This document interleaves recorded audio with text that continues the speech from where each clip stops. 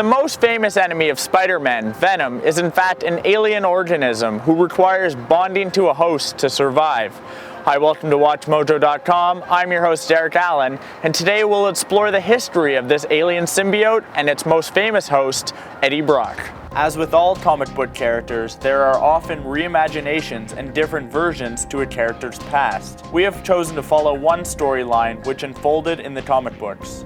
The symbiote, in fact, first bonded to Spider-Man and not Eddie Brock. After a battle where Spider-Man had damaged his costume, the symbiote bonded to him, offering him a new, stronger suit. However, after Reed Richards of the Fantastic Four encouraged Spider-Man to research his costume further, he learned that the suit was in fact a parasite attempting to bind physically and mentally to him. Spider-Man goes to a clock tower hoping the intense sound of the bells would destroy the symbiote, freeing him from the costume. However, it is Spider-Man who succumbs to the noise first. It is then discovered that in its time bonded to Spider-Man, the symbiote had learned human emotions and, more importantly, how to act on them. The symbiote sacrifices himself in order to save Spider-Man and slithers away weak and dying into the church below. Here it finds a suicidal man by the name of Eddie Brock to bond with, who had his own ties to Spider-Man. Brock had been a respectable journalist living in New York. When investigating a story involving the serial killer Sin Eater, Brock finds a man confessing to the crimes. After reporting it, it is discovered that Spider-Man had in fact caught the real Sin Eater. The man Brock had found and accused turned out to be a compulsive confessor. Humiliated and discredited by his mistake,